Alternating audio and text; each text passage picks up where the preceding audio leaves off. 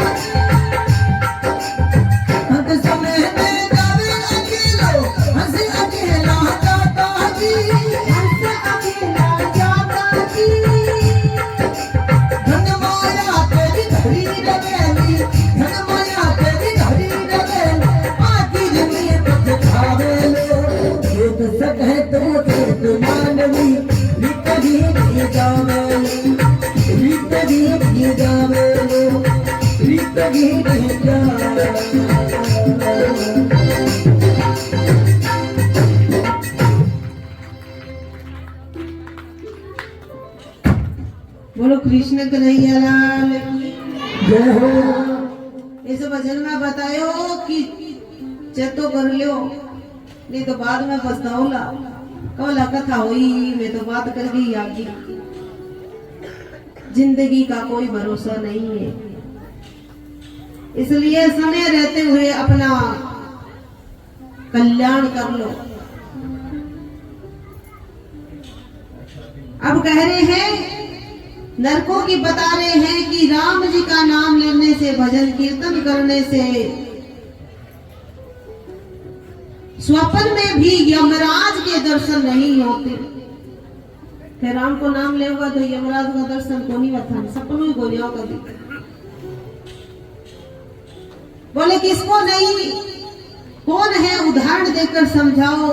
आज सुखदेव जी महाराज राजा परीक्षित को कह रहे हैं कि राजन आपको बता रहा हूँ, एक ब्राह्मण होता है अजामिल नाम का, और अजामिल नाम का ब्राह्मण होता है, वो बहुत ही कर्म कांड के प्रवीण होते हैं, ज्ञानी होते हैं, पूजा पाठ करवाने में शास्त्र की ज्ञाता होते हैं। और अजामिल है, उनके घर में उनकी सुंदर पत्नी भी है, उनके एक बेटा भी है। लेकिन अजामिल क्या करता है, रोज पूजा पाठ करके आता, घर आ जाता है, अच्छी तरह से गृहस्थी चल रही है, घर में सुख शांति है। एक बार क्या होता है, अजामिल घर से बाहर जाता है और किसी पुरुष को किसी गणिका के साथ संबंध बनाते हुए देख लेता है। अपने मन में काम भाव आने का दो मार्ग है शरीर में, कौन कौन से हैं? एक तो अपने आंखों से गंदा नृत्य देखेंगे तो अपने मन में काम भाव आएगा। आंखों से देखना है तो भगवान की फोटो को देखो, भगवान के चित्र को देखो, भगवान की सीरियल को देखो। ना जाने क्या क्या मोबाइल में चलता है, ना जाने क्या क्या टीवी में चलता है। और सुनना है तो भगवान के भजन सुनो। कानों और नाक और कानों दोनों से, आंखों और कानों से दोनों से काम प्रवेश करता है मन में। आंखों से गंदा नृत्य देखोगे और कानों से गंदा संगीत सुनोगे तो मन में काम आएगा। काम आएगा जहाँ राम नहीं आएगा। कानों से सुनना है तो भगवान का भजन सुनो। पर आजकल तो ना जाने कौन कौन से गाने गाते हैं महाराज। मुन्नी बदनाम हुई, फोटो को चिपका ले जो बोलोगे किया। अरे पहले के गीत भी आते तो बड़े भाव वाले गीत होते थे। सजन रे झूठ मत बोलो, खुदा के पास जाना है, ना हाथी है ना घोड़ा है, पैदल ही जाना है। सुनने को संगीत है फिल्मी, लेकिन भाव देखो कितना अच्छा भरा है। आजकल के गीतों से भगवान बचाए। हाय हाय चलती के खंडाला, बाढ़ में जाए तेरा खंडाला, हम क्यों जाए। पर बच्चों को ऐसे संगीत सुनाते हैं तो उसका असर उसके ऊपर होता है, तो फिर वो बच्चे संस्कारी नहीं। फिर कब हमारा आज टावर बिगड़ गया। इसलिए देखना है तो भगवान की फोटो को देखना, अरे सुनना है तो भगवान के भजनों को सुनना, भगवान के गुणगान को सुनना। बहुत सुंदर सुंदर भजन आते हैं भगवान के, वो सुनो। यही गलती अजामिल ब्राह्मण से हो गई। अजामिल कहीं बाहर जाता है, गणिका को देख लेता है और गोरी चमड़ी पर मोहित हो जाता है। उस गणिका के पास जाता है और जाके कहता है कि देवी तुम हमारे घर पे चलो। गणिका कहती है पहले बताओ तुम्हारे घर में कौन है, शादीशुदा हो कुंवारा हो थे। बोले कि शादी तो हो गई, मेरे घर पे पत्नी है, एक बेटा भी है। वो गणिका कहने लगी तो मैं नहीं जाती। बोले फिर कैसे जाओगे, इतना मोहित हो गया इतना। बोले कैसे जाओगी, बोले पहले वाली पत्नी को निकालो। छोरा की ना बादल सब से आज कन्हैया आने वाला है ना, इसलिए आप सोचो ऊपर तो सांझ है कि नहीं है, वही हो जाते हैं। अब वो गौड़िका कहने लगी कि मैं तुम्हारे घर में तभी जाऊंगा तुम्हारी पहली वाली पत्नी को घर से निकाल दोगे तब। अब राजा इतना मोहित हो गया कि निकाल देता हूँ। जो घर में साध्वी जैसी नारी थी उसको घर से निकाल दिया और घर को एक गणिका को ले आए। कितनी बुरी बात है। घर में पत्नी का आदर करना चाहिए, लक्ष्मी का रूप होता है। वो 7 बंधनों में वचनों में बंधकर घर पे आती है, अपना हित का नहीं सोचती, सब परिवार वालों का सोचती है। लेकिन आजकल तो महाराज ना जाने कैसे कैसे रिश्ते हो गए। शादी हो जाती है, उसके बाद दूसरे दिन कहते हैं कि महाराज डिवोर्स हो गया, तलाक नाम हो गया। हमारा बेटा तो दूसरी शादी करेगा। पशु पक्षी का खेल है। अरे अपने हिंदू धर्म में, सनातन धर्म में तो 7 जन्मों को कहा जाता है और अपने शादी होते दूसरे दिन ही खटपट हो जाती है। संस्कारों की कमी है। माँ बेटी को ऐसे बनाए कि सहन करने की शक्ति हो। अरे बेटी को बनाओ तो ऐसे बनाओ जो सूर्य के समान, जो सूरज के सामने देखता है तो उसकी आंखों में पानी आ जाता है। वैसे ही अपनी माँ बेटी को बनाए जो कोई भी लोग उनकी तरफ देखे, गंदी सोच के लोग उनकी तरफ देखे तो उनकी आंखों में पानी आ जाए, देखने की क्षमता उसमें ना रहे, ऐसी बेटी को बनाए माँ, जो आगे जाके माँ बाप का नाम रोशन कर सके, सहन कर सके, रह सके। लेकिन इतनी शक्ति बेटियों में भी आजकल नहीं है कि सहन कर ले। थोड़ी सी बात होती है अपने मायके वालों को बोलती है कि माँ मेरे को ऐसे बोल दिया, पिताजी मेरे को, फटाक से कहते हैं बेटा अभी देख आधे घंटा में गाड़ी पहुंचने वाली, 1 घंटे में पहुंचने वाली है। क्यों? जब शादी की तो 7 जन्मों के वचन दिए थे कि 7 जन्म तक नहीं यही पति रखूंगी। लिया था कि नहीं? पंडित जी महाराज मंत्र बोला नहीं, फेरा कराओ जरा बोले आगे थाली बारी महाराज मारली बार तो 14 बार बोल दिया। मतलब जब मेरी बैठी हमें अच्छी बात है, ऐसे ही बच्चों को संस्कार दो।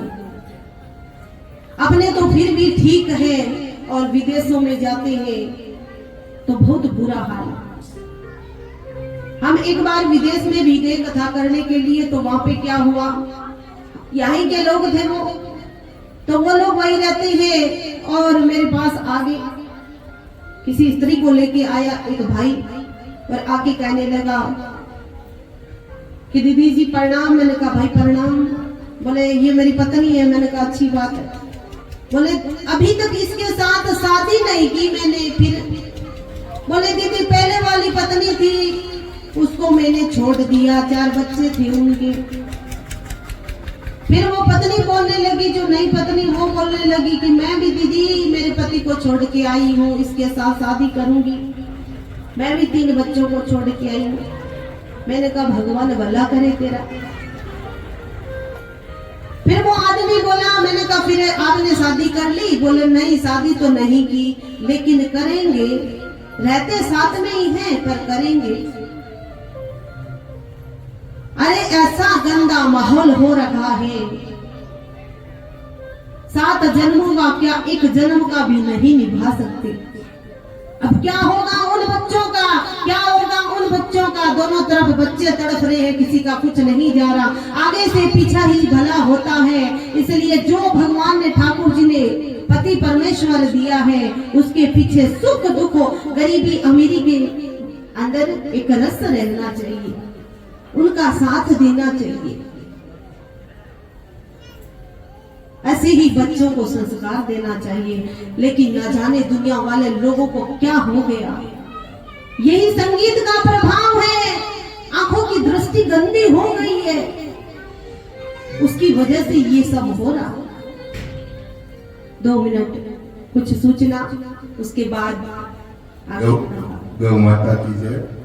आज के श्रीमद् भागवत कथा का 5वां दिन है। तो इसमें आज हमारे गांव के जयवीर जी नेहरा ने जोत प्रज्वलित किया और गौ माता के लिए 11,000 रुपए का दान। जोरदार ताली बजाए, जोरदार ताली बजाए। भगवान उनके घर में धन का भंडार बने। मेरी हाथ जोड़कर माता बहनों से विनती है, कृपया वो बच्चे अपने साथ रहे, उनको कृपया ध्यान रखे। इधर उधर भाग रहे हैं कथा का, ये ठीक नहीं है। कथा के अंदर व्यवस्था खराब होती है। अपने अपने साथ में बिठाइए बच्चों को। हाँ प्यारे प्यारे बच्चे हैं, आज उनको साथ में बिठा कर रखें, समझा कर रखें। आज बंदर से न घड़ी आ गई। एक जरूरी सूचना है सभी ग्रामवासियों को, 20 तारीख को श्रीमद् भागवत कथा संपूर्ण होगी। उसके बाद में 21 तारीख को सुबह 7 बजे हवन होगा। हवन के तुरंत बाद ही भंडारा होगा। तो सभी माता बहनों भाइयों से हाथ जोड़कर विनती है कि हवन के अंदर जो जोड़े बैठेंगे वो कृपया अपना नाम कमेटी को लिखवा दे, चाहे जोड़े कितने भी हो, 1 2 3 4 चाहे 21 50 जोड़े हो, वो गांव है बड़ा नहीं है बड़ी, देखेंगे कितने जोड़े बैठेंगे। जय गौ माता की जय। जोरदार ताली बजाएं दानदाताओं के लिए जिन्होंने दान दिया है। भगवान उनके घर में धन का भंडार भरे रखे, खुशियां लेके आए। और एक बार जोरदार ताली हमारे प्रधान जी के लिए कंठ बैठ जाता है।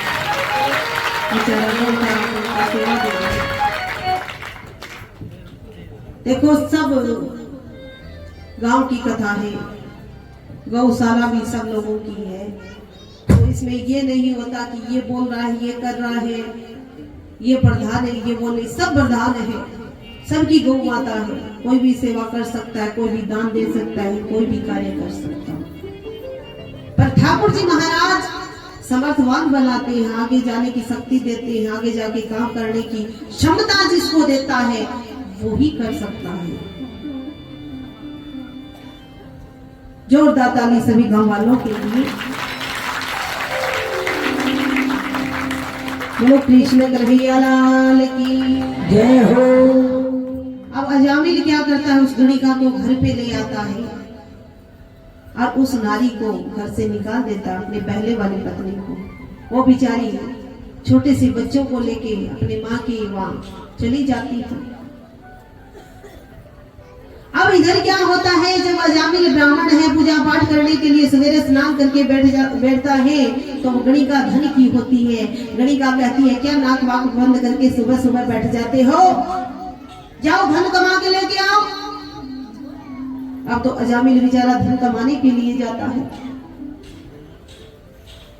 अब धन कमाता कमाता कमाता कितना कमाओ महाराज, बुढ़ापा होने लग गया,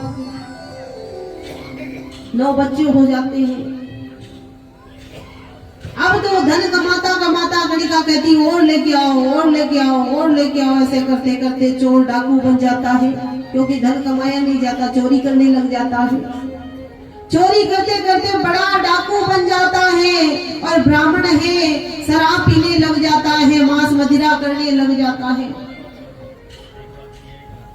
और शाम को जाता है घर से, सुबह लूट का थैला लेकर किसी को लूट लेता है, किसी को मार देता है, चाकू लेके, नंगी तलवार लेके निकलता है घर से।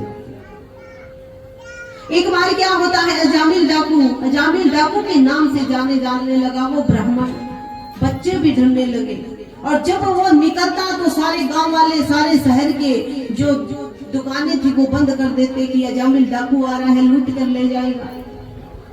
घर में बच्चा दूध नहीं पीता तो मां डराती, अजामिल डाकू आ जाएगा, दूध पी ले। कर्मकांड के विद्वान ब्राह्मण की दशा आज ये हो गई है आंखों और कानों की वजह से। एक बार क्या होता है, अजामिल लूट करने के लिए कहीं बाहर जाता है, और उनके गांव में कोई संत महात्मा आ जाते हैं, विरक्त संत आ जाते हैं। उनमें सारे शिष्य होते, उनमें एक महंत जी महाराज, बड़े संत महाराज होते हैं। संत महाराज गांव वालों को कहते हैं कि हम वृंदावन जा रहे हैं, रास्ता थोड़ा लंबा है, रास्ते में भूख लगी है, शाम का टाइम है, और आपके गांव में ऐसा कोई घर हमें बता दीजिए जहां हम ठाकुर जी के भोग लगा सके, दाल बाटी चूरमा बना के हम विश्राम कर सके रात।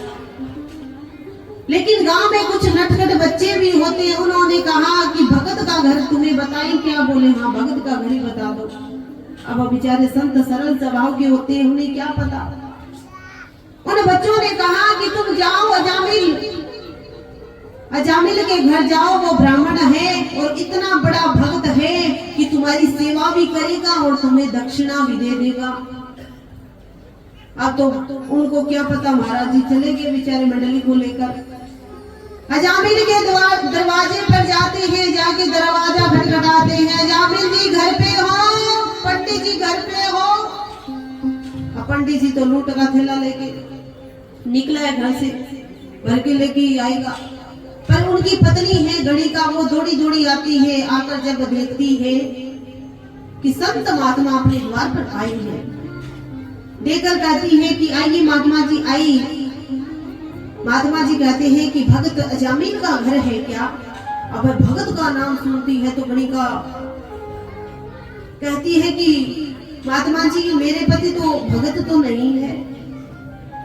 बोले बेटी गांव वालों ने कहा है तुम्हें वहां पे स्वच्छ भोजन मिलेगा, शुद्ध भोजन मिलेगा, जाओ तो तुम हमें भोजन कराओ, रात रात का विश्राम यही करते हैं, जामिल आ जाएगा।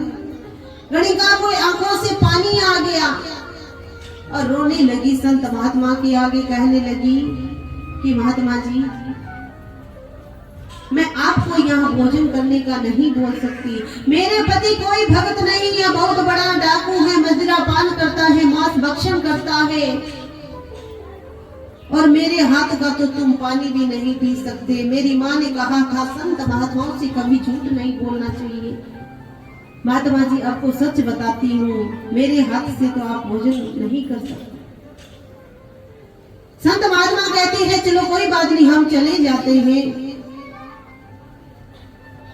कहते हैं कि चले जाओ। और जैसे ही चलने का कहते हैं तो गणिका संत महाराज जी के चरणों में गिर जाती है और कहती है कि द्वार पर आए हो और ऐसे तो मत जाओ, हमारा भाग्य है कि आप हमारे द्वार पर आए। संत किसी के दरवाजे पे चले जाए तो बड़ा ही सौभाग्य होता है, बड़े पुण्य होते हैं उनका जो उनके दरवाजे पे भगवान के रूप में संत जाते हैं। अब जैसे ही जाने लगे तो गणिका कहने लगी मेरे हाथ का बनाया हुआ भोजन तो महाराज जी आप नहीं खा सकते, लेकिन मैं सूखी सामग्री देती हूँ, सामने वट वृक्ष है, इसके नीचे बैठकर आप बनाओ और खाओ, कन्हैया का भोग लगाओ, तुम्हें कोई नहीं रोकेगा। अब सूखी सामग्री को लेकर संत महात्माएं वट वृक्ष के नीचे भोजन बनाते हैं। भोजन बनाते हैं, दाल बाटी चूरमा बनाकर सभी मंडली के साथ महंत जी महाराज, संत जी महाराज भोजन करते हैं, कन्हैया के भोग लगाते हैं। और जैसे ही संत जी भोजन करते हैं, एक ग्रास हाथ में लेता है तो आंखों से आंसू आ जाते हैं, रोने लग जाते हैं।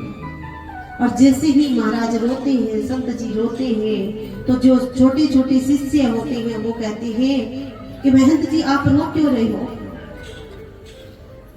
तो महाराज जी कहते हैं कि बेटा मैंने अजामिल डाकू है, ये ब्राह्मण है, ये मांस भक्षण करता है, मदिरा पान करता है, इनका घर का जो अनाज तो ले लिया, इसका भोजन बना के अपने खा रहे हैं, लेकिन संत होते हैं वो सबका कल्याण करते हैं। जिसके भी घर पे अन्न खा के आएगा उसका कुछ न कुछ भार उतार के आएगा। अब मैं इस अजामिल को कैसे सुधारूं, क्योंकि मैं कहूंगा राम का नाम ले तो ये मेरे कहने से नहीं लेगा, मैं कहूंगा मंदिर जा तो ये नहीं जाएगा। अब इसको कैसे सुधारूं? सुधारना जरूर है क्योंकि इनके घर का अन्न खा लिया। संत महात्मा बदला चुका के ही जाते हैं। अब क्या होता है, संत महाराज इतने में ही अजामिल डाकू लूट का थैला लेकर भर के लेके आता है और जैसे ही दरवाजे पे वट वृक्ष के नीचे संत महात्मा को देखते हैं तो आग बबूला हो जाता है। कहते हैं अरे तुमको यहाँ पे किसने बुलाया? और जैसे ही जोर से बोलता है तो वो गणिका बाहर से अंदर से आती है और कहती है काय को हल्ला मचाते हो, मैंने बिठाया है। अजामिल अपनी पत्नी से इतना डरता है कि देवी तुमने बुलाया है तो कोई बात नहीं, 2-4 दिन रह लेंगे। अब तो महाराज अजामिल अंदर चला जाता है और संत महात्मा कहते हैं कि बेटा तुम्हारे घर का अन्न खाया है और जो भोजन करवाता है वो दक्षिणा देता है। ब्राह्मण को भोजन करवाए तो उसको दक्षिणा जरूर देना चाहिए, 1 रुपया भी दो, उससे ही भोजन का फल मिलता है, नहीं तो फल नहीं मिलता। अब कहते हैं संत महात्मा जी की भोजन करवाए दक्षिणा दो। अजामिल कहते हैं कि अरे भूतों से भी भूत मांगते हो, मेरे से दक्षिणा मांग रहे हो। अरे महाराज जी सबसे बड़ी दक्षिणा तो ये है कि तुम्हारा सोटा लोटा छुड़ाया नहीं अभी तक, ये भी यहाँ पे रख लूंगा, जाओ यहाँ से, मेरे पास कोई दक्षिणा नहीं है। गणिका कहती अरे घर पे आए हुए साधु महात्मा को ऐसे बोलते? नहीं नहीं देवी तुमने कह दिया तो कोई बात नहीं, कोई बात नहीं। पत्नी से डरता इतना। महंत जी कहने लगे अरे बेटा हमारी दक्षिणा क्या है, तुम सुन तो लो। बोले सुना बताओ क्या है। बोले बेटा तुम्हारे बच्चे कितने हैं? बोले मेरे बच्चे हैं 9 और 10वां होने वाला है। बोले बेटा अब की बार तुम्हारे घर जो बच्चा हो उसका नाम नारायण रख देना, बेटा हो तो उसका नाम नारायण रख देना। अब तो अजामिल कहने लग गया कि उसमें तो कोई पैसे नहीं लगते, कोई बात नहीं, नारायण तो नाम रख दूंगा। अब जैसे ही 10वीं संतान होती है, बेटा होता, उसका नाम नारायण रखा जाता है। पहले के जमाने के लोग अपने बच्चों के नाम भगवान पे रखा करते थे। और आजकल का खरटावरा के नाम गड़ाओ थे। पहले के जमाने के लोग राम, गोपाल, कृष्ण, माधव, दामोदर भगवान के नाम पर बच्चों का नाम रखते कि अंतिम समय भगवान का नाम आ जाएगा, इनका लेंगे तो कल्याण हो जाएगा। और आजकल टिंकी, मिंकी, पिंकी, सिंकी पतो कौन के नाम कटाओ, फिर ईशा नाम लिया तो ईश्वर कल्याण हो गया। अजामिल ने अपने बच्चे का नाम, बेटे का नाम नारायण रखा। अंतिम समय आता है, यम के दूत आके खड़े हो जाते हैं। अब जैसे यम के दूत आते हैं, दिखते अजामिल को, क्योंकि इतना पाप किया है। यम का दूत आते हैं, सिराने पे खड़े हो जाते हैं, चिल्लाता है बचाओ बचाओ बचाओ बचाओ बचाओ। कौन बचाए? सामने वो बेटा होता है नारायण खेलता। अंतिम समय आता है जब बेटे बेटी की याद आती है और कोई किसी की याद नहीं आती है कि नहीं बताओ? मैं तो मरण आ रही हूँ, मेरी बेटी ने बुला दो चटका सी मिल तो नहीं। ये तो नहीं कहते कि भगवान की फोटो मेरे सामने रख दो, मेरा कल्याण हो जाए। जो अंत में नाम आता है वो ही बनना पड़ता है। अब नारायण सामने बच्चा, उसका बेटा नारायण नाम रखा था, साधु महात्मा बता के गए थे। वो बालक खेल रहा था और जैसे ही अजामिल को वो बच्चा दिखा तो बच्चे को पुकारने लगा, नारायण बचाओ नारायण बचाओ नारायण बचाओ नारायण बचाओ नारायण बचाओ नारायण बचाओ। जैसे ही नारायण नारायण का नाम लिया तो भगवान के धाम से भगवान के पार्षद आ जाते हैं अपना विमान लेकर। अब इधर तो भगवान के पार्षद खड़े हैं, इधर यम के दूत खड़े हैं। कहते हैं कि जब मरते समय आंखें बंद हो जाती है, मुंह बंद हो जाता है, तो वो यम के दूत लेके जाते। आंखें खुली रह जाए, मुंह खुला रह जाए तो भगवान के धाम जाते हो। अब तो इधर यम के दूत खड़े, इधर पार्षद आके खड़े हो गए। वो कहता है मैं लेके जाऊंगा, पार्षद कहते मैं लेके जाऊंगा, यम के दूत कहते मैं लेके जाऊंगा। भगवान के पार्षद कहते तुम कैसे लेके जाओगे? यम के दूत बोले इसने पाप किया, पहले हम लेके जाएंगे, देखो इसके पाप कितने, आप लोग क्यों आए हो? ये तो हमारा वोट है। भगवान के पार्षदों ने कहा इसने नारायण का नाम लिया था, अंतिम समय नारायण नारायण बोला था। यम के दूतों ने कहा इसने तो अपनी बेटी का नाम लिया था। अब तो यम के दूत कहने लगे इसने बेटे का नाम लिया। भगवान के पार्षदों ने कहा कि तुम ये बताओ कि इसके बेटे का नाम नारायण कब रखा? बोले 6-7 साल हो गए, 6-7 साल का बच्चा। बोले ये तो 6-7 साल से ही नारायण नाम रखा इसने तो, और मेरे प्रभु का नाम तो अनादि काल से नारायण चल रहा है, इसलिए आप इसे छोड़ दो और इसे तो हम ही लेके जाएंगे, हम ही लेके जाएंगे। नारायण नाम लेने से आज इतना बड़ा अजामिल पापी बच जाता है। अब वहां से यम के दूत मुंह लटका के चले जाते। जाके यमराज जी पूछ रहे हैं कि खाली हाथ कैसे आए?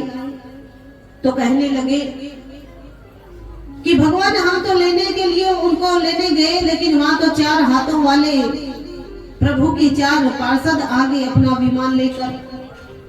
फिर उन्होंने कहा इसने नारायण का नाम लिया तो ये तो बचेगा, अब इसको आप नहीं ले जा सकते, हमारा वोट बन गया। प्रभु आप सोचे समझे बगैर हमें क्यों भेज देते हो? यम के दूत ने कहा कि तुम भगवान के पार्षद का नाम यहाँ मत लो, जो मैं आंख बंद करके बैठता हूँ भजन करने के लिए, आप पूछते हो कि भगवान किसका नाम ले रहे हो, मैं उसी का नाम लेता हूँ। तुम धीरे बोलो, नहीं तो अपना ये पंडाल खाली हो जाएगा। अब तो यम के दूत कहने लगे कि अब ये बताओ कि अब किसको लेके आना है। अब उसने तो नारायण का नाम ले लिया, किस किस को लेके आना है। तो यम के दूत कहते हैं, यमराज जी कहते हैं, अब मेरी बात ध्यान लगाकर सुनो, अब उसको लेके आना है जो कभी भगवान का नाम नहीं लेता, फैलोगे। और उसको लेके आना है जो कथा में आके नींद लेता है, और उसको लेके आना जो कथा में ताली नहीं बजाता। देखियो डरता भगवत हो क्या महाराज, जानिए का दूत में आगे वाले कहते, बोलो कृष्ण कन्हैया लाल की। बोले उनको लेके आना है जो कभी भगवान का नाम नहीं लेता, कभी गौशाला नहीं जाता, और जो धर्म का कार्य हो रहा होता है उसको रोकता है, उसको लेके आना है। कथा में आ जाए, नींद आए, चाहे ताली ना बजाए चाहे बजाए, उनको नहीं लेके आना। क्योंकि कभी झपकी लगेगी, कभी आंखें खुलेगी, तो कभी न कभी तो भगवान का नाम कानों में जाएगा। घर से तो अच्छा है यहाँ पे आके बैठे हैं। आज अजामिल ने सोचा, देखो मैंने इतना पाप कर्म किया, फिर भी भगवान के पार्षद केवल बच्चे के नाम नारायण रखने से ही मेरा कल्याण हो गया, तो मैंने भक्ति करता तो ना जाने भगवान मेरे को कहाँ रखता। उसी समय सब कुछ छोड़कर वन में जाता है और भगवान का भजन करने लग जाता है, भगवान का कीर्तन करने लग जाता है, 10वें स्कंद का पाठ करता है। देखो, बच्चों का नाम रखने से अजामिल का कल्याण हो गया तो अपना नहीं होगा, इसलिए अपने बच्चों का नाम भगवान पर रखना चाहिए। सभी से कहूंगी। अब महाराज राजा परीक्षित सुखदेव जी महाराज को उसी प्रसंग पर लेके जाते हैं, दक्ष प्रजापति के प्रसंग पे लेके जाते हैं।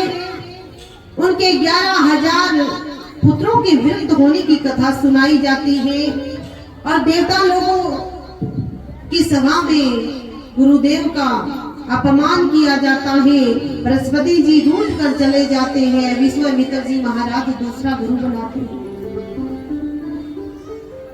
उसे मार देते हैं, तो उसकी ब्रह्म हत्या लगती है। ब्रह्म हत्या को 4 जगह पर बांटा जाता है, और वो जगह कौन सी है? पहली है पानी, और दूसरी है स्त्री, और तीसरी है पृथ्वी, और चौथा है वृक्ष। ब्रह्म हत्याओं को 4 जगह बांटा जाता है। वशिष्ठ मुनि के मंत्र से शक्ति द्वारा दूसरा पुत्र उत्पन्न किया जाता है। वृत्रासुर इंद्रों के हाथों से मारा जाता है, तो मंत्र शक्ति से दूसरा उत्पन्न किया जाता है पुत्र, और वो पुत्र वृत्रासुर राक्षस के रूप में जन्म लेता है। बोले कैसे? बोले पिछले जन्म में वृत्रासुर एक राजा था, कई रानियां थी, लेकिन कोई संतान नहीं थी, बेटा बेटी नहीं था। संतों ने फल दिया, उसके प्रभाव से उनके एक बेटा हुआ। अन्य रानियों ने ईर्ष्या हो गई कि इस रानी के तो बेटा हो गया, हमारे नहीं है, तो ईर्ष्या से उसको विष खिला दिया, मार दिया। वृत्रासुर एक बार क्या करता है, कैलाश पर्वत पे जाता है, वहाँ पार्वती माता और भोले बाबा बैठे रहते हैं। भोले बाबा की खोज में माँ पार्वती को देखता है, और मन में काम भाव आ जाता है, काम भाव से उनको देखता है, तो माता पार्वती श्राप दे देती है कि जाओ तुम राक्षस हो जाओ, और उसी समय से वृत्रासुर राक्षस रूप में उत्पन्न हो जाते हैं। चित्रकेतु नाम के राजा की कथा भी सुनाई जाती है, क्योंकि समय का अभाव है। राम जी की कथा भी सुनाएंगे आज आपको। रामायण भागवत जी में रामायण जी है 1.5 अध्याय में, और वैसे रामायण पाठ अपने राम कथा करने लग जाए तो भागवत कथा 3 हो जाती है रामायण में, राम कथा में। लेकिन कन्हैया की लीला से पहले श्री राम की कथा सुनाना बहुत जरूरी है, क्योंकि भगवान श्री राम मर्यादा पुरुषोत्तम है। और कन्हैया है लीला पुरुषोत्तम। पहले मर्यादित तो हो जाएंगे, पहले मर्यादा की कथा सुनेंगे तो लीला पुरुषोत्तम की कथा सुनेंगे, भगवान की लीला को सुनेंगे तो अपने पे असर नहीं होगा। इसलिए 1.5 अध्याय में राम कथा भी कही गई है। आज थोड़ा समय लग जाए तो आप बैठे रहना, जाना मत। बोलो कृष्ण कन्हैया लाल की। अब सुखदेव जी महाराज राजा परीक्षित को कथा सुना रहे हैं। सुखदेव जी महाराज कहते हैं कि भगवान देवता लोगों को भी भगवान एक बराबर रखते हैं, दुनिया वालों को भी रखते हैं। तो राक्षस होते हैं वो भी वहीं से जन्म लेके आते हैं। तो भगवान की नजरों में सब एक जैसे ही होने चाहिए। भेदभाव भगवान क्यों करता है? किसी को बजाता है, किसी को मारता है। बोले कैसे? एक बार युधिष्ठिर जी महाराज रासुई यज्ञ कर रहे थे, सब इकट्ठे होकर बैठे। युधिष्ठिर जी ने पूछे प्रथम पूजा का अधिकारी कौन होगा, किसकी पूजा करे पहले? तो महाराज भीमसेन ने कह दिया कि प्रथम पूजा का अधिकार तो हमारा कन्हैया है, कन्हैया की पूजा करो। और जैसे ही कन्हैया का नाम सुना था वही बैठा था शिशुपाल, उनके बुआ जी का बेटा। और शिशुपाल बड़ा ही दुष्ट था, महाराज कन्हैया से ईर्ष्या द्वेष करता था और कहने लगा प्रथम अधिकार पूजा का अधिकारी कन्हैया कैसे होगा? अरे गुआरिया है, ना इसकी माँ का पता ना इसकी बाप का पता, आज प्रथम अधिकारी कैसे बना रहे हो? और तुम्हारे बाबा के सामने, युधिष्ठिर जी के सामने कोई कन्हैया को गाली दे तो बर्दाश्त करेगा? अर्जुन गांडीव हाथ में लेता है कि अरे मार डालूंगा, तो कन्हैया डांट लगाता है, अरे अर्जुन तुम एक बार बैठ जाओ, इसकी 100 गाली पूरी हो जाएगी तो मैं अपने आप इसका उद्धार कर दूंगा। शिशुपाल था वो, रोज भगवान को 100 गाली देता था। अब तो महाराज गाली देते देते एक दिन 100 गाली पूरी हो जाती है। भगवान अपने मुख मंडल से उसके मुख पर अपनी गदा से जोर से प्रहार करते हैं और मुख धड़ से अलग कर देते हैं। सब देव पुष्पों की वर्षा करते हैं, धुंधलियां बजाते हैं। बोलो कृष्ण कन्हैया लाल की। भगवान उसको सायुज्य मुक्ति दे देते हैं। सायुज्य मुक्ति किसको कहा जाता है? जो परमात्मा में विलीन हो जाता है। सबसे बड़ी मुक्ति सायुज्य मुक्ति बताई गई है, वो केवल 2 व्यक्तियों को मिली है। किसको? एक तो मीराबाई को सायुज्य मुक्ति मिली है और एक शिशुपाल को मिली है। 7 बार आकाश में घूमता घूमता घूमता घूमता घूमता घूमता घूमता घूमता परमात्मा में विलीन हो गया। अब तो नारद जी महाराज, युधिष्ठिर जी महाराज सब पूछ रहे हैं कि उनको सायुज्य मुक्ति कैसे मिल गई। सायुज्य मुक्ति सबसे बड़ी मुक्ति बताया गया है। भगवान को बड़ा ही दुष्ट था, सो गाली देता था, सो पानी नहीं पीता, गाली के बगैर भगवान को गाली देता था। पर भगवान को गाली देकर भजो, चाहे भजन करके भजो, उल्टा सीधा कैसे भी भगवान को भजो, भगवान कल्याण करता ही है। तो आइए कुछ सूचना उसके बाद कथा की ओर बढ़ते हैं। जय श्री राधे।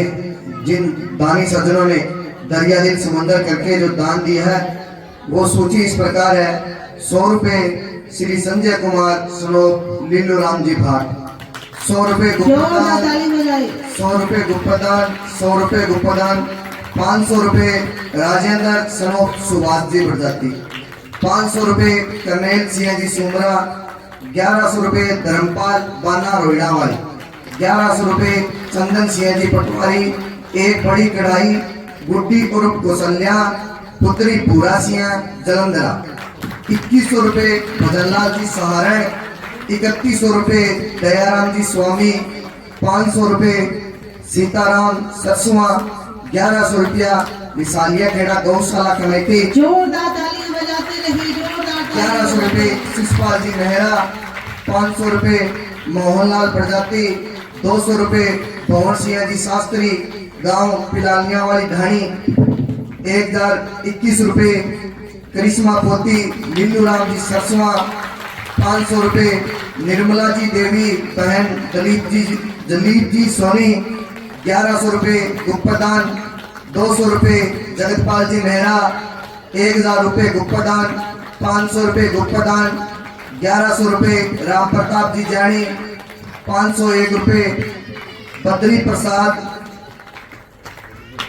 बेनीवाल ताली बजाते वाली, रहिए, ताली बजाते 1100 रुपए चंदो देवी वाइफ ऑफ राम कुमार शर्मा, 1100 रुपए भीम सिंह जी गेदर।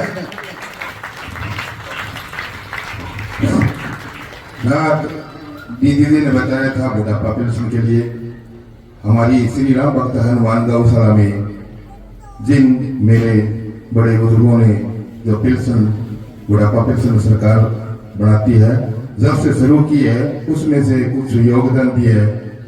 वो इस प्रकार है 3100 रुपया जब से पेंशन बंदी है हरियाणा सरकार ने नथुराम जी शर्मा 15 साल से 3100 रुपये दे रहे हैं।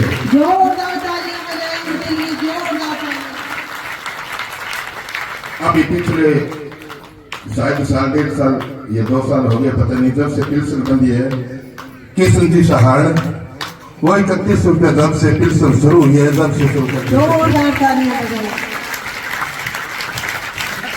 400 रुपये महीने की पेंशन बंदी उससे प्रहलाद जी नेरा 400 रुपये दे रहे हैं जी अपनी तनख्वाह में। 300 रुपये खाली राम जी ठेकेदार दे रहे हैं, बुढ़ापा पेंशन है ये हर महीने की। 800 रुपया रूढ़ीचंद जी धन्यवाद रिटायर बिजली बोर्ड में रिटायर हुए 800 रुपये महीने दे रहे हैं। 200 रुपया देवीलाल जी नेरा सनोप हजारी राम जी नेरा बुढ़ापा पेंशन से हर महीने के दे रहे हैं। हमारे श्री लक्ष्मीदास जी धन्यवाद रिटायरमेंट के बाद लगभग 1 लाख रुपए सालाना दे रहे हैं। जोरदार तालियां बजाएं। 1000 मोहनलाल सनोप आसाराम बारपाड़ जो आसाराम बारपाड़ है हमारी गौशाला के प्रथम प्रधान है वो उनका लड़के हर महीने 1000 रुपये दे रहे हैं। 200 रुपये की मनपुर ब्यावट वो अपने पेंशन में से 200 रुपये महीने दे रहे हैं। 200 रुपया मनीराम जी जारी दे रहे हैं। जोरदार तालियां। अगर और कोई मेरे पिता समान जिसकी पेंशन बंदी है और कोई काम देना चाहता हो प्रति महीना तो कमेटी को अपना नाम लिखवाए। जैसे गौ माता साजिया गौशाला का यह प्रथम से प्रधान साजिया गौशाला का प्रधान है।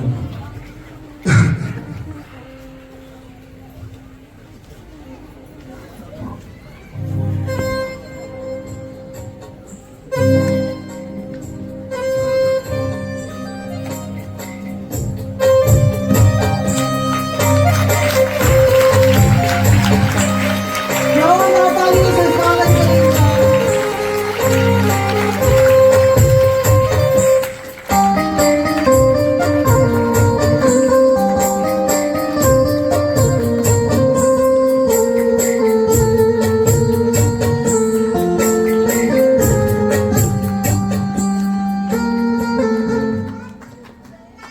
एक बहुत ही बड़ा सराहनीय काम कर रहे हैं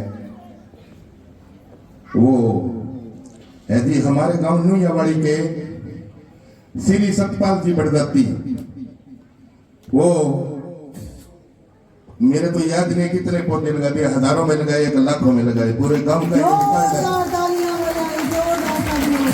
बहुत पौधे लगाए सतपाल जी बड़दत्ती ने, रात दिन मेहनत करते हैं वर्ष के लिए। और दूसरा सराहनीय काम है हमारे प्राइवेट डॉक्टर है प्रेम गुदारा जी।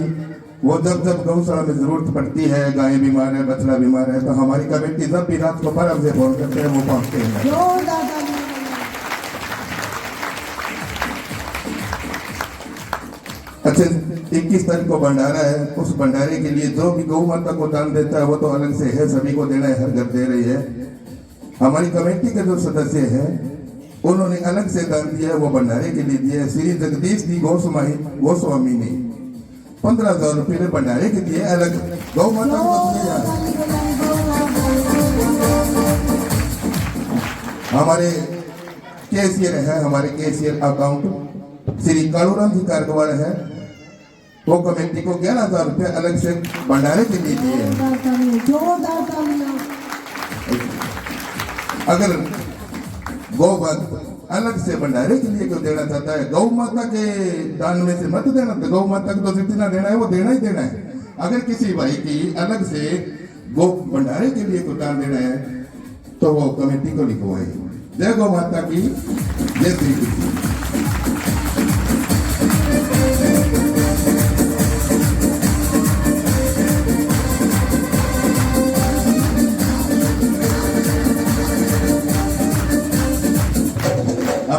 हमारे पंडित जी हैं जो इस कथा के आरती करवा रहे हैं सुबह शाम, उसकी माता जी पहुंचे और उसकी धर्मपत्नी पहुंचे। वो श्री दीदी को पगड़ी पहनाकर सम्मानित करेंगे। टोपी बनाओ बस, ताली बजाओ। काल सोनी जी बनाई, जोरदार ताली बजाई। और दिवाजी और आई हुए, जोरदार ताली बजाएं। पंडित भैया के लिए बजाएं। देखो ब्राह्मण है फिर भी इतना भाव है, ब्राह्मण का आदर करना चाहिए, भगवान के रूप में होता है, ब्राह्मण पूजनीय होता है। इसलिए आप भी कल इनके लिए भी टोपी लेके आओ। जोरदार ताली बजाएं। स्वागतम कृष्णा शरणागतम कृष्णा, स्वागतम कृष्णा शरणागतम कृष्णा, स्वागतम स्वागतम शरणागतम कृष्णा, स्वागतम कृष्णा शरणागतम कृष्णा, स्वागतम कृष्णा शरणागतम कृष्णा।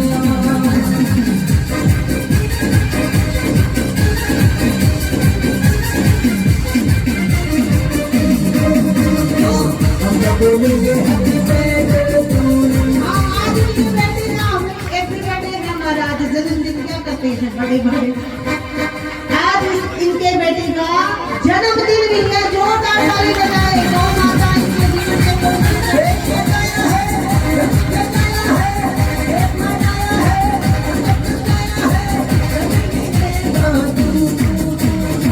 हम सब बोलेंगे हैप्पी बर्थडे टू यू, हम सब बोलेंगे हैप्पी बर्थडे, हम सब बोलेंगे हैप्पी बर्थडे।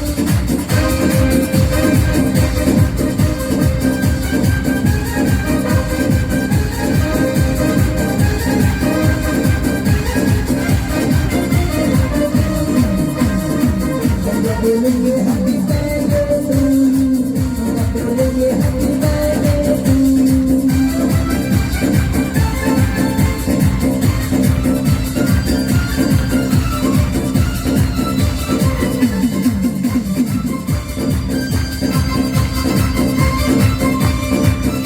बोलो राधे राधे राधे, बोलो राधे राधे राधे, बोलो राधे राधे राधे, बोलो राधे राधे राधे, बोलो राधे राधे राधे, बोलो राधे राधे राधे, बोलो राधे राधे राधे, बोलो राधे राधे राधे, बोलो राधे राधे राधे, बोलो राधे राधे राधे, बोलो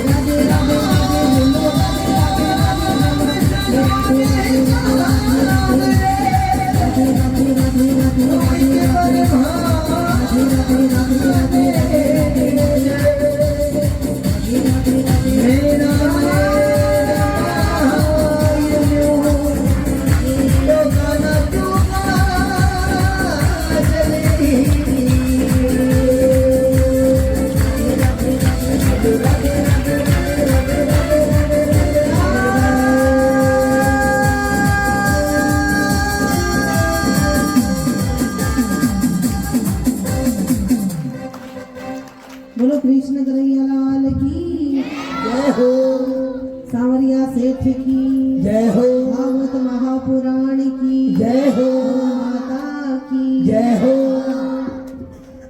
हमान तो टोपी पर आदि थारू जी करा के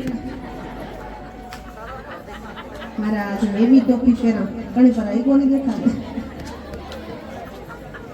तो आओ कथा में प्रवेश करा।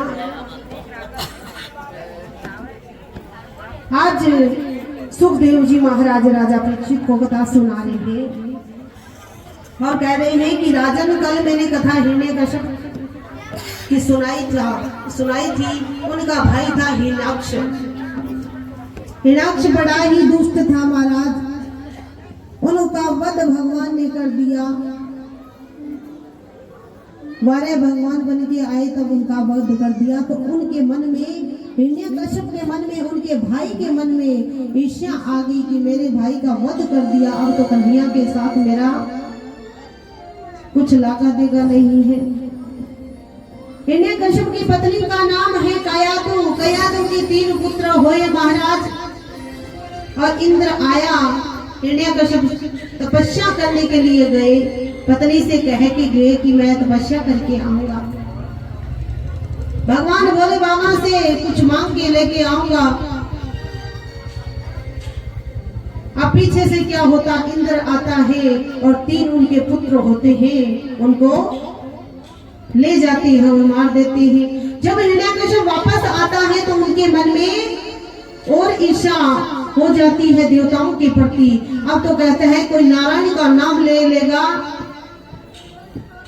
उसको मैं मार दूंगा, नहीं छोड़ूंगा, नारायण का नाम लेने ही नहीं देता। उनके एक बेटा होता है महाराज प्रहलाद। प्रहलाद होता है तो उसका तेज प्रकाश सभी जगह फैल जाता है। और उनको लेने के लिए इंद्र आता है। नारद जी महाराज मना कर देते हैं कि इसको मत मारना, क्योंकि ये असुर है, असुर जाति में उत्पन्न हो रहा है, कि मत मारना, ये भगवान का बहुत बड़ा भक्त होगा। हो जाता है, थोड़ा बड़ा होता है तो हिरण्यकश्यप उसको पढ़ने के लिए भेजता है।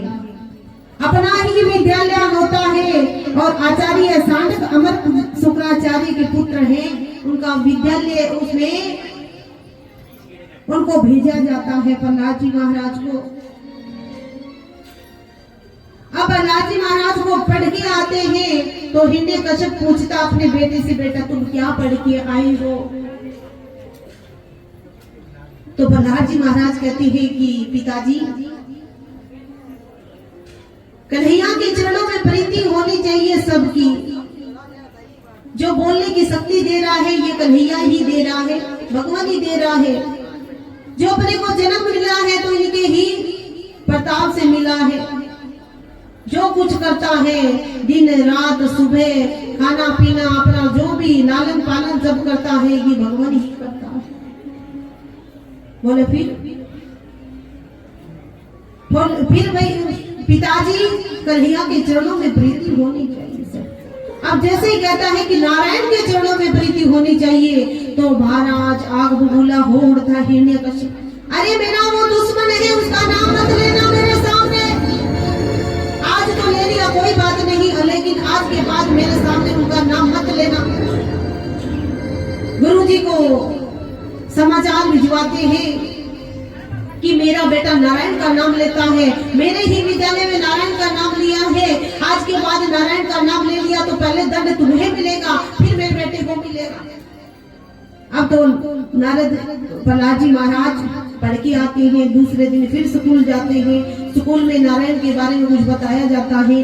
प्रहलाद जी महाराज के दिमाग में बैठ जाती है, क्योंकि बच्चा होता है उसका कच्चा दिमाग होता है, जैसा उसके अंदर भरेंगे वैसा ही भरा रह जाए। अब तो दूसरे दिन फिर पढ़ के आता है और पिताजी हिरण्यकश्यप कहते हैं कि प्रहलाद क्या पढ़ के आया है बता। प्रहलाद कहता है कि पिताजी हर प्राणी को भगवान की भक्ति करना चाहिए, हर जीव को भगवान की भक्ति करना चाहिए। और भक्ति पिताजी 9 प्रकार की होती है, नवद्दा भक्ति होती है। उसमें से पहली भक्ति होती है सुनना। पहली भक्ति 9 भक्ति में से पहली भक्ति कौन सी बताई है कि सुनना।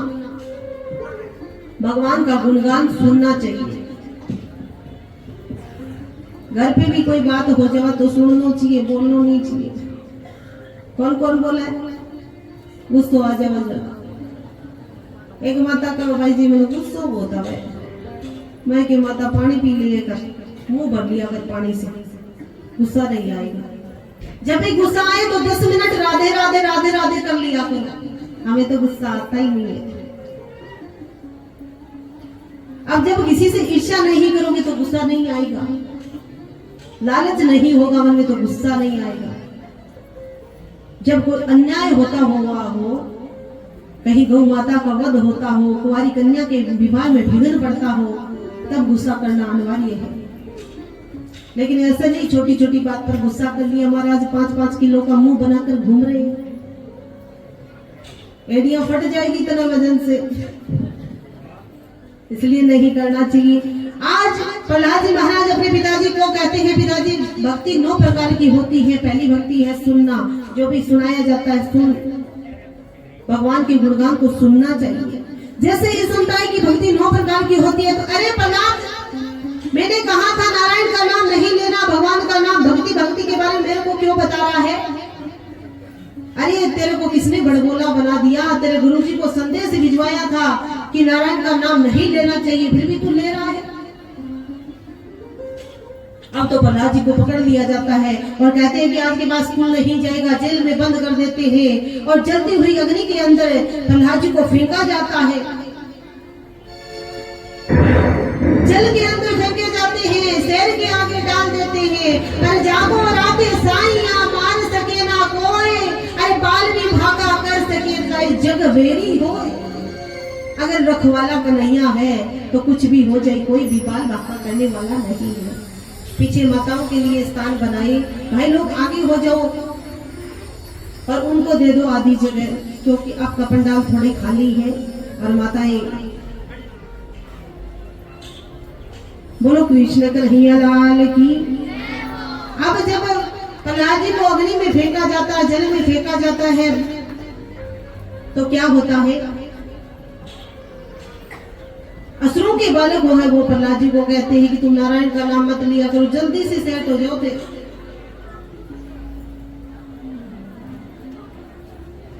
कहते हैं कि तुम प्रहलाद जी नारायण का नाम क्यों लेते हो? अग्नि में तुम्हें फेंका जाता है, तड़फन हमें होती है, जेल में तुम्हें भूखा रखा जाता है, तड़फन हमें होती है, तुम तुम्हारे पिताजी की बात को क्यों नहीं मानते? नारायण तुम्हें क्या देता है? राधे गौ माता की। कवे की कांटियां का छत्ता न छेड़नी और कह देंगे आराम से। देखो समय का अभाव, आज कन्हैया का जन्म होगा, जल्दी करो, ऐसे मत करो, फिर हमसे कथा नहीं सुनाई जाएगी, फिर आप लोग कहोगे कि भाई जी थे तो कथा इसी बांचो।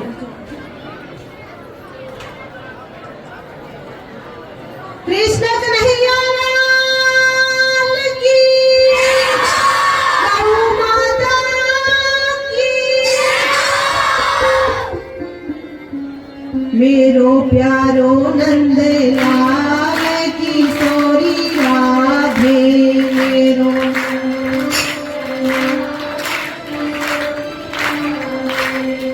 किशोरी राधे, श्यामा प्यारी राधे, किशोरी राधे, श्यामा प्यारी राधे, मेरो प्यारो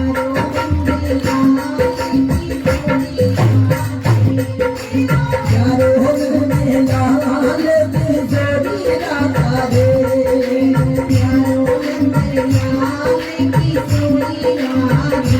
मेरो प्यारो लाल किशोरी राधे, गोपाल मेरो है, गोविंद मेरो है, गोपाल मेरो है, श्री बाबे बिहारी नंदलाल मेरो है, श्री बाबे बिहारी नंदलाल मेरो है, गोविंद मेरो है, गोपाल मेरो है, गोविंद मेरो है, गोपाल मेरो है, गोविंद मेरो है, गोपाल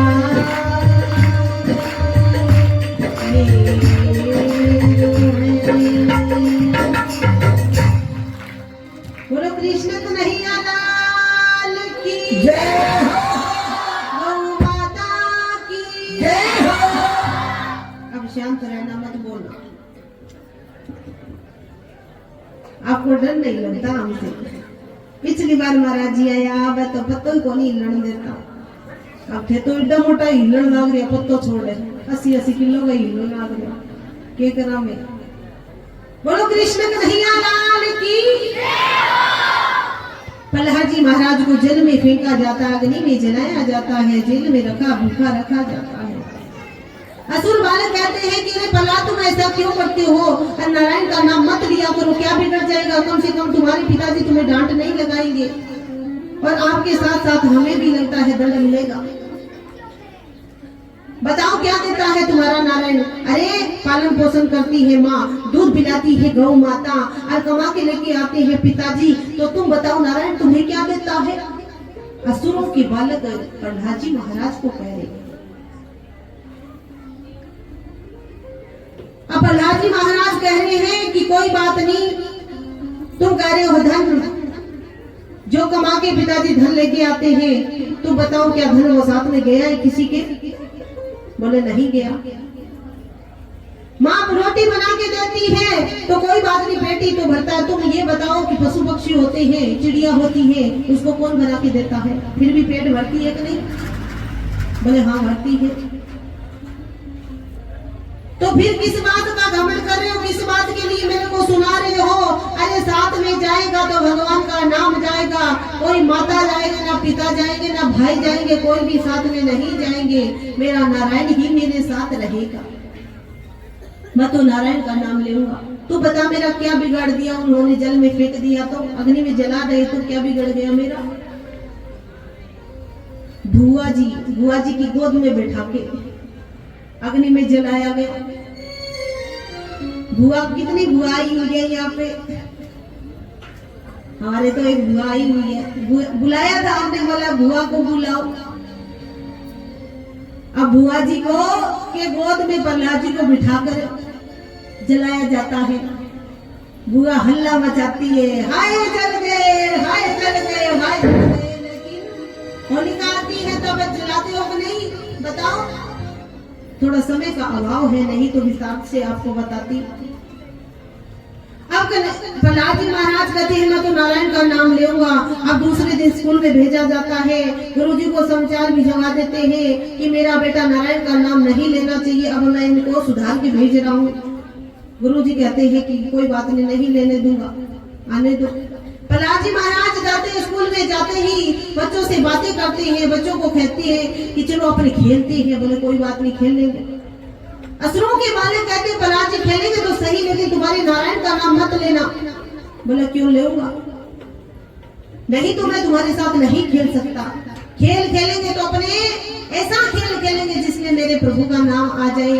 और सभी बालक नाच रहे हैं, कूद रहे हैं और गा रहे हैं। क्या गा रहे हैं, श्रीमन नारायण नारायण नारायण, श्रीमन नारायण नारायण नारायण,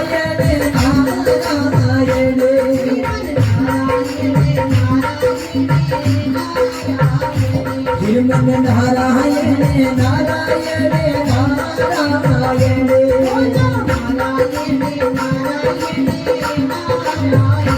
हरि नारायण नारायण नारायण, श्रीमन नारायण नारायण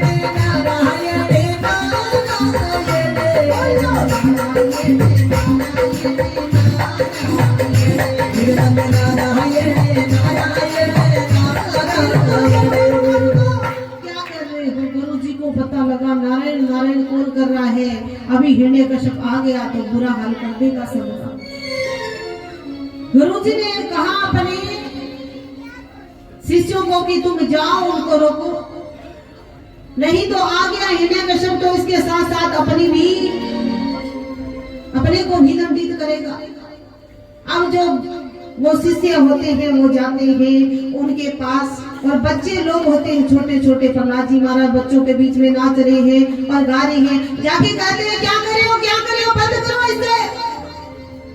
अब जैसे ही ऐसे हाथ लगाते हैं कि बंद करो, ऐसा करंट लगता है कि जो शिष्य आते हैं दूसरे गुरुजी होते हैं छोटे, वो भी नाचने लग जाते हैं। श्रीमन नारायण बोलो नारायण नारायण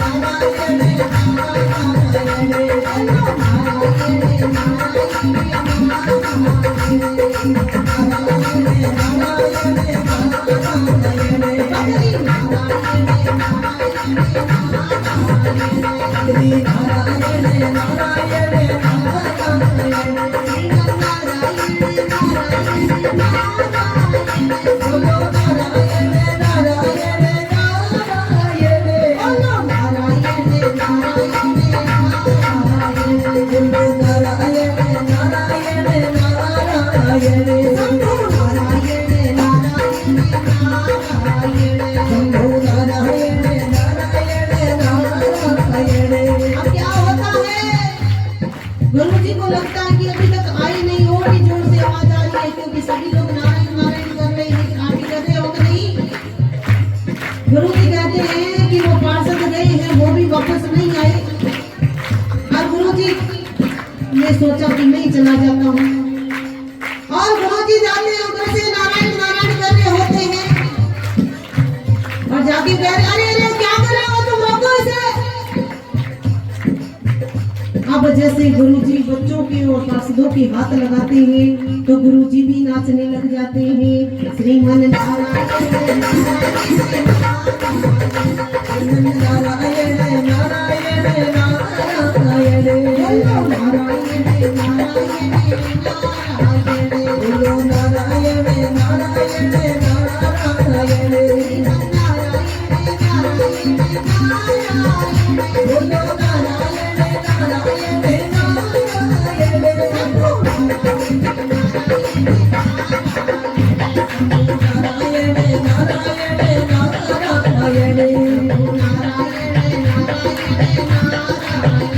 बोलो नारायण नारायण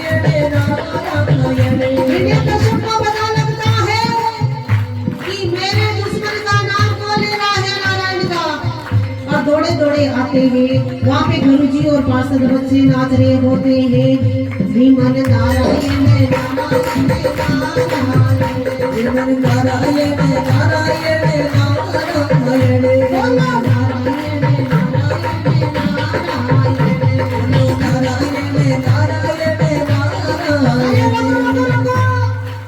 किसने बोला तुम्हें नारायण नाम लेने का? आपने बोला भाई। अरे किसने बनाया तुम्हें बड़ बोला?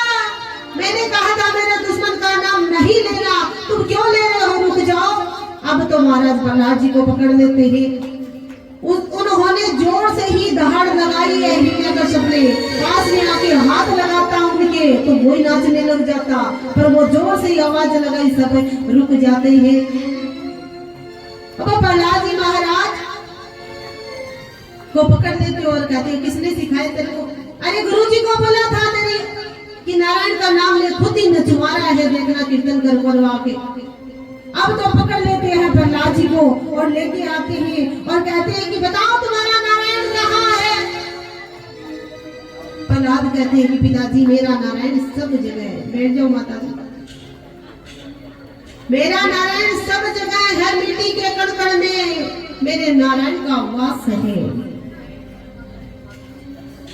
बोले तुम्हारे कहने से तुम्हारा नारायण आ जाएगा? बोले हाँ। सुर अनेक फिरे कण मांगत बेपत सो स्वाद करे, कहा पुनी तान मजीरा बजाती फिरे मीना मतवारी सी चाहा, कहा और सिया राम कथा कितनों ने लिखी पर तुलसी सी मर्यादा, कहा सिया राम कथा कितनों ने लिखी तुलसी सी मर्यादा, कहा और नरसिया बसे हर खंबर में तरकाड़न को प्रहलाद, कहा। बोले कहाँ है तुम्हारा नारायण? सामने खंबा था और प्रहलाद जी ने कह दिया पिताजी इस खंबे में। बोले सच में इस खंबे में तेरा भगवान नारायण है? बोले हाँ।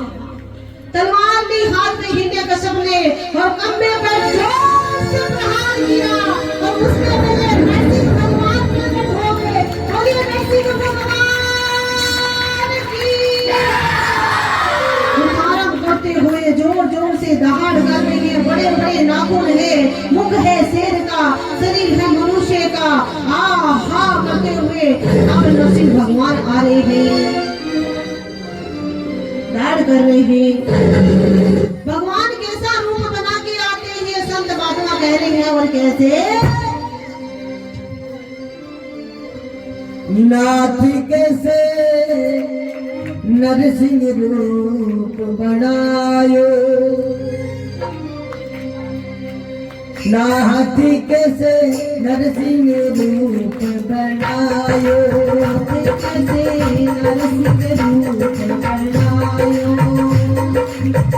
जहाँ से भक्ति प्रहलाद बचायो, जहाँ से भक्ति प्रहलाद बचायो, नरसिंह रूप बनायो, नाथ कैसे नरसिंह रूप बनायो।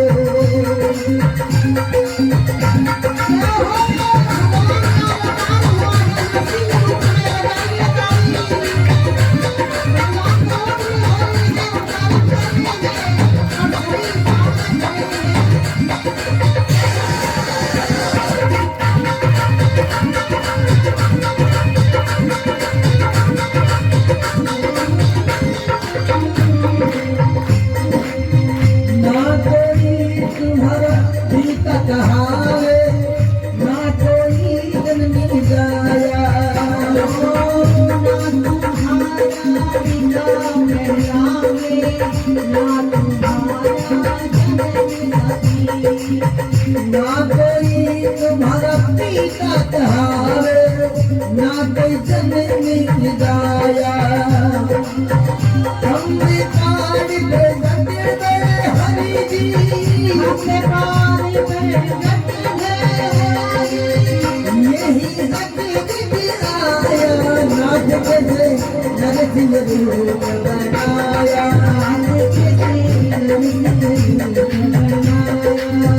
भक्ति युगाधरी कानन काननी, भक्ति युगाधरी कानन काननी, भक्ति काज बजाओ, नरसिंह रूप बनायो, हाथ कैसे नरसिंह रूप बनायो।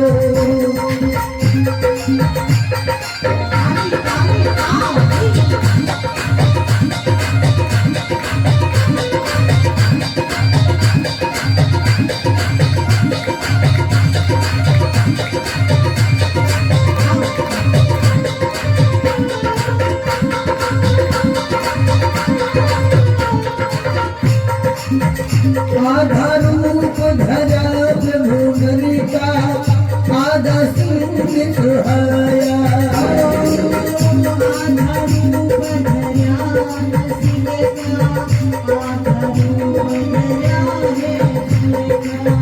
आधा रूप धरा नरसिंह का, आधा सिंह समाया। हिरण्यकशिप को पकड़ धरनी पे, हिरण्यकशिप को पकड़ धरनी पे, लगते पार गिराए, नाथ कैसे नरसिंह रूप बनायो, नाथ कैसे नरसिंह रूप बनायो। भक्ति युगाधरी कानन काहि, भक्ति युगाधरी कानन काहि, भक्ति काज बजाओ, नाथ कैसे नरसिंह रूप बनायो, नाथ कैसे नरसिंह रूप बनायो।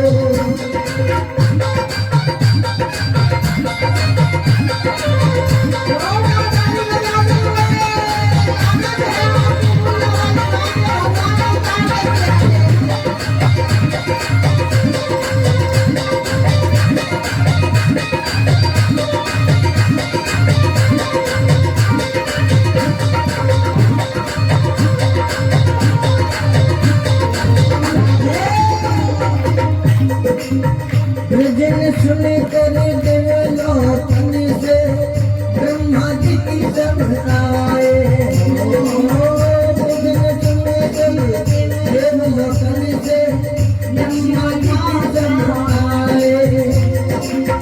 हाथी जोड़ के विनती की, हाथी जोड़ के विनती की, सात सुवर्ण चढ़ाया,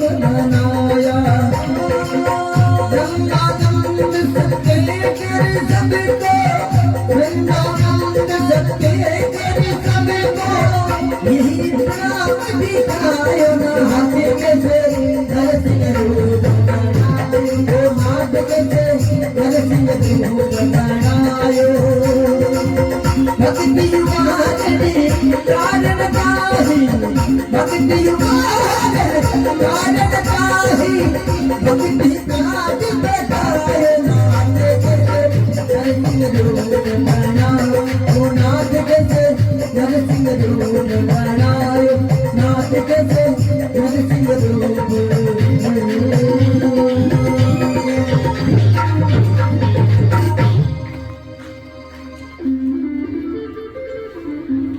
बोलो कृष्ण कन्हैया लाल की जय हो नाथ कैसे नरसिंह रूप बनायो। भगवान प्रकट होते हैं खंबे से तो कैसा रूप होता है, मुंह होता है शेर का, हाथों पे बड़े बड़े नाखून होते हैं, बड़ी बड़ी जटाएं होती है, बड़ा बड़ा दांत होते हैं, मुख होता है शेर का और शरीर होता है मनुष्य का। अब आते हैं धाड़ करते हैं, जोर जोर से धाड़ करते हैं, धाड़ करते हैं, धाड़ करते हैं। उधर होता है प्रहलाद जी महाराज, इधर हिरण्यकश्यप कहता है कहाँ है तुम्हारा भगवान? बोले यही तो है। बोले तुम नारायण का नाम लेते हो, वो कहाँ है? बोले यही है नारायण। जैसे ही नारायण का नाम लिया हिरण्यकश्यप ने तलवार उठाई भगवान की तरफ, जैसे ही तलवार उठाई भगवान ने पकड़ कर अपनी जुबान और जगह पर डाल लिया और कहने लगे अब तुम्हें मारूंगा, मैं नारायण हूँ। बोले मेरा बेटा नाम लेता वही? बोले हाँ। उठ के भागने की कोशिश की लेकिन भगवान ने दबा लिया अपने हाथों से, बड़े बड़े नाखून है। बोले मैं नहीं मर सकता। बोले क्यों? हिरण्यकश्यप बोला मैं नहीं मर सकता। नरसिंह भगवान बोले क्यों? बोले मैंने ब्रह्मा से वरदान मांगा है। बोले कौन सा? बोले ना दिन में मरूं ना रात को। भगवान आते हैं संध्या के टाइम, तो नरसिंह भगवान कहते हैं कि तुम बताओ दिन है कि रात? बोले दिन ना रात, संध्या का टाइम है। बोले अब मरना पड़ेगा। बोले तो नहीं मर सकता। बोले क्यों? बोले ब्रह्मा से वरदान मांगा है। बोले कौन सा? बोले ना बाहर मरूं ना भीतर। भगवान थैली पे लेके बैठ जाते हैं और कहते हैं कि तुम बताओ मैं बाहर हूं कि भीतर? बोले ना अंदर ना बाहर, आप तो थैली पे बैठे हो। फिर भी नहीं मर सकता। बोले क्यों? बोले ना अस्त्र से मरूं ना शस्त्र से मरूं। नरसिंह भगवान ने कहा मैंने नाखून फैशन में नहीं बढ़ाए, मैंने नाखून तेरे को मारने के लिए बढ़ाए हैं। बोले फिर भी नहीं मर सकता। बोले क्यों? बोले ब्रह्मा से वरदान मांगा है 12 महीनों में किसी महीने में मैं नहीं मर सकता। भगवान ने कहा मैं 13वां महीना पुरुषोत्तम का तेरे लिए ही बनाया है। बोले फिर भी नहीं मर सकता। बोले क्यों? कि ब्रह्मा की सृष्टि में बनाए हुए सभी प्राणियों से मैं नहीं मर सकता। भगवान ने कहा ब्रह्मा मेरे को नहीं बनाता, मैं ब्रह्मा को बनाता हूँ। अब तो नरसिंह हिरण्यकश्यप कहने लगे 13 महीने होते हैं क्या? पहला मांग लेता तो चुप रहते, पहले वरदान मांग लेता, पूछ लेता तो सही रहता। ब्रह्मा जी को ये बनाता, ये ब्रह्मा जी को बनाता, पता ही नहीं। बोले कौन हो तो तुम? बोले नारायण हूँ। और जैसे ही नारायण का कहा बोले नहीं मार सकते अस्त्र शस्त्र से। भगवान ने अपने नाखूनों से अपनी जगह पे डाल लिया और जोर से दहाड़ करते हुए आंकड़ियों को निकाल कर अपने गले में धार डाल लिया। सभी लोग उसको की वंदना करने लगे, घुटनियां बजाने लगे।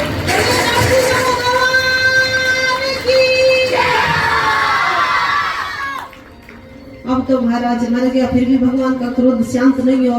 जोर जोर से दहाड़ करते, जोर जोर से सभी देवता डर जाते हैं, हाथ जोड़ने लग जाते हैं। भगवान का क्रोध शांत नहीं होता। माता को बुलाया जाता है, लक्ष्मी को। लक्ष्मी आती है, कहती है ये मेरा पति बब्बर शेर बना बैठा, मुख है शेर का, शरीर। अब तो महाराज माता एक सांस लिया मृत्यु लोक में, दूसरा बैकुंठ में जाके लेती है। तब नारद जी महाराज कहते हैं कि अगर प्रहलाद जी को इनकी गोद में बिठा दो तो क्रोध शांत हो जाएगा। प्रहलाद जी को गोद में बिठाया जाता है। नरसिंह भगवान जीभ से चाटने लग जाते हैं। धीरे धीरे चाटते चाटते उनका क्रोध शांत हो जाता है और कहते हैं कि प्रहलाद अब बताओ तुम क्या चाहिए। बोले भगवान आप हमारे लिए खंबे से प्रकट हो गए, वो भी बहुत भाग्यशाली समझता हूँ। मेरा और आपका मेल कहाँ, मैं कहाँ असुर जाति में जन्म लेने वाला, आप कहाँ ब्राह्मणों के घर भोजन करने वाले। बोले भगवान कुछ नहीं चाहिए। भगवान ने कहा नहीं नहीं प्रहलाद कुछ तो मांगना पड़ेगा। तो कहने लगे कि भगवान एक ही वर दे दो कि मेरा पिताजी दुष्ट था लेकिन आपको बहुत गाली देता था, आपसे क्रोध करता था, आपका दुश्मन था, लेकिन उनका कल्याण हो जाएगी। भगवान ने कहा कि प्रहलाद जी महाराज ये बात आप कह रहे हो, जिस घर में ऐसा बालक उत्पन्न हो जाए, ऐसा भक्त हो जाए, उसकी तो 21 पीढ़ी तर जाती है। तुम्हारे पिताजी का कल्याण जरूर होगा। भगवान वर दे के वहां से चले जाते हैं। गजेंद्र मोक्ष की कथा आती है अष्टम स्कंद में। बोलो भागवत महापुराण की। गजराज एक हाथी होता है, पर्वत की कंदराओं पे रहता है, बहुत शक्तिशाली होता है। 10,000 हाथियों का बल उसके अंदर होता है। घमंड होता है कि मेरा कुछ कोई बिगाड़ नहीं सकता। छोटे छोटे जीव जंतुओं को कहता है कि तुम्हें कोई सताए तो मेरे को कहना। टेढ़ी नजर से उनकी तरफ देखता है। हाथियों को स्नान करने का बहुत शौक होता है। हाथियों जो गजराज हाथी है उनके 150 पत्नी है, 100 पुत्र है। एक दिन महाराज समुद्र के किनारे स्नान करने के लिए जाते हैं। सूंड भर भर के पानी की फेंकते हैं, किलोर करते हैं और नहाते वक्त महाराज वो समुद्र में कोई घराव होता है और गजराज का पैर पकड़ लेता है। पैर पकड़ता है तो सोचता है कि छोटा मोटा कोई जीव जंतु होगा, पता लगेगा कि गजराज का पैर पकड़ा है तो छोड़ देगा। लेकिन महाराज वो ग्रह इतना शक्तिशाली था कि हाथी के पैर को खींचता गया, खींचता गया, खींचता गया और उसकी शक्ति को क्षीण करने लगा। अब तो महाराज हाथी निर्बल होता गया। अपनी पत्नियों से कहने लगा, दुख में सब याद आती है, सुख में कोई याद नहीं आता। दुख में सिमरण सब करे, सुख में करे न कोई। जो सुख में सिमरण करे तो दुखदायक वो होए। अब तो महाराज अपनी बेटों से कहने लगा, मेरे को बाहर निकालो। अब हाथी के बच्चे थे, वो हथनी के बच्चे थे, सूंड से सूंड मिला के, सूंड से सूंड मिला के। ध्यान लगाकर सुनना, ये गजेंद्र मोक्ष की कथा है। इस कथा को सुनने से सुख शांति धन की वृद्धि होती है और गजेंद्र मोक्ष का पाठ घर में रोज करने से बहुत ही अच्छा फल मिलता है। लेकिन जहाँ सुनने को मिले वहां तो नहीं झुकना चाहिए, इसलिए शांति बनाए रखें। अब ग्रह हाथी का पैर खींचता जा रहा है, रक्त का शोषण करता जा रहा है और इतना शक्तिशाली हाथी क्षीण होता जा रहा है। अब तो महाराज अपने बच्चों से कहते हैं, बच्चे सूंड से सूंड मिला के, सूंड से सूंड मिलाते मिलाते महीने भर तो खींचते हैं और बाद में बच्चे थक जाते हैं, छोड़कर चले जाते हैं। अरे हाथी रोता है, मैंने जिंदगी भर इन बच्चों का पालन पोषण किया और आज इस दुख की घड़ी में मेरे को छोड़कर बच्चे चले गए। अपनी पत्नियों से कहते हैं, अब जो पत्नी है 150 वो सूंड से सूंड मिला के और हाथी को खींचना चाहती है, लेकिन विशाल गधा ने इतना तेज पैर पकड़ रखा है कि तिल भर भी नहीं छोड़ रहा। अंदर ही जा रहा है पानी के, बाहर निकलने का नाम नहीं लेता। 4-5 महीने हो गए, पत्नियां थक गई, मुंह मोड़ के वो भी जा रही है। अब तो हाथी रोने लगा, अरे मैंने जिंदगी भर पत्नियों के लिए किया, बच्चों के लिए किया, आज दुख की घड़ी में पत्नी और बच्चे सब मेरे को छोड़ के जा रहे हैं। अरे इतना अगर मैं भगवान के लिए करता तो मेरा कल्याण हो जाता। अब तो ऊपर सूंड को करके भगवान को याद करता है कि हे भगवान, जहां कहीं भी हो, परब्रह्मा निर्गुण जहां भी हो, आप आओ मेरे को बचाओ। भगवान गरुड़ पर आरूढ़ होकर हाथी को बचाने के लिए आते हैं। हाथी को बाहर निकालते हैं और उसके साथ चिपक कर घड़ा भी बाहर आ जाता है। पहले भगवान ग्राह का उद्धार करते हैं और फिर हाथी का करते हैं। बोले ग्राह का क्यों किया, हाथी का तो याद किया था। कहते हैं कि भगत के पैर पकड़ता है कोई तो भगवान पहले कल्याण करता है। हाथी के पैर को पकड़ा है ग्राह ने और हाथी है वो भगवान का भगत है, इसलिए पहले ग्राह का उद्धार करते हैं और फिर हाथी का करते हैं। दोनों का उद्धार होता है। बोलो कृष्ण कन्हैया लाल की, भागवत महापुराण की। सुखदेव जी महाराज राजा परीक्षित को कह रहे हैं कि राजन, एक बार की बात है, दुर्वासा ऋषि भगवान के धाम गए, वहां उन्होंने सुंदर भोजन करवाया। तो भगवान उनको माला पहना दी। दुर्वासा जी उसी माला को पहनकर इंद्र के पास आ गए और इंद्र ने भी स्वादिष्ट भोजन करवाया तो वो माला हाथी को पहना दी। हाथी ने पैरों में कुचल लिया। भगवान की प्रसादी माला होती है, जो भगवान का प्रसाद चढ़ता है, फूल पत्र होता है, उसको पैरों में नहीं गिराना चाहिए, दरिद्रता आ जाती है उससे। अब इंद्र गरीब हो गया, समुद्र मंथन करवाया गया, उसमें जहर निकल गया। अब जहर निकल गया तो सभी देवता कहने लगे भोले बाबा को बुलाओ, उनको अभ्यास है। भोले बाबा ने उस जहर को पिया, गले में धारण किया, हृदय में नहीं लिया, क्योंकि हृदय में भगवान का वास होता है। गले में रखा, उसी समय से भोले बाबा का नाम नीलकंठ पड़ गया। बोलो नीलकंठ भगवान की। अब तो महाराज समुद्र मंथन में 13 प्रकार के रत्न निकले, धनुष निकला, चंद्रमा निकला और एक गौ माता निकली, वो ऋषियों और ब्राह्मणों को दान में दी गई। सुंदर अप्सराएं निकली, लक्ष्मी का प्रकट्य हुआ, वो भगवान नारायण की भार्या बनी। अंत में धन्वंतरी जी निकले अमृत कलश को लेकर। भगवान मोहिनी बन के आए तो उन्होंने भी लाइन में बैठकर अमृत पी लिया। राहु ने पिया था, भगवान ने उनके सर के धड़ से अलग किया तो 2 हो गए, राहु और केतु, 9 ग्रह बन गए। अब महाराज जो गाय थी वो ब्राह्मणों को दान में दी गई। अमृत पीने के बाद अब तो शक्तिशाली हो गए देवता, शक्तिशाली हो गए तो महाराज घमंड हो गया। घमंड भगवान किसी का छोड़ता नहीं है कि हमारे जैसे अब कोई नहीं। इधर क्या होता है, प्रहलाद जी के ही आगे वंश में बलि महाराज होते हैं। वो अपने गुरुजी शुक्राचार्य जी महाराज के पास जाते हैं और कहते हैं गुरुजी, देवता लोगों ने अमृत पान किया है, इन्हें हरा नहीं सकते तो क्या करें। बोले नहीं हरा सकते, पर एक बात से आप एक सेवा से हरा सकते हो। बोले कैसे? कि तुम ब्राह्मण सेवा करो, गौरव सेवा करो, संत सेवा करो, गौ माता की सेवा करो तो इन्हें हरा सकते हो।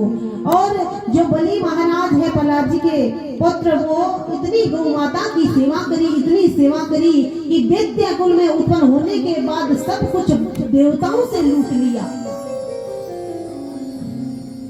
शुक्राचार्य जी महाराज ने कहा कि बहुत सेवा करी कि अब जाओ तुम स्वर्ग पे चढ़ाई कर दो और तीनों लोगों में को अपने कब्जे में कर लो। बलि महाराज गए और तीनों लोगों को अपने कब्जे में कर लिया, सब कुछ देवताओं को लूट लिया।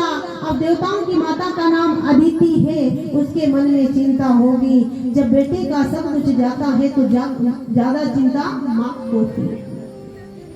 मरी मरी घूमने लगी, चिंतित हो गई। अब तो महाराज अदिति माता चिंतित हो गई। भगवान आते हैं, कहते हैं कि माँ तुम क्यों दुखी हो? बोले बेटा मेरे बेटों का राज्य था, धन पाट था, सब कुछ बलि महाराज ने छीन लिया है, अब क्या करेंगे? भगवान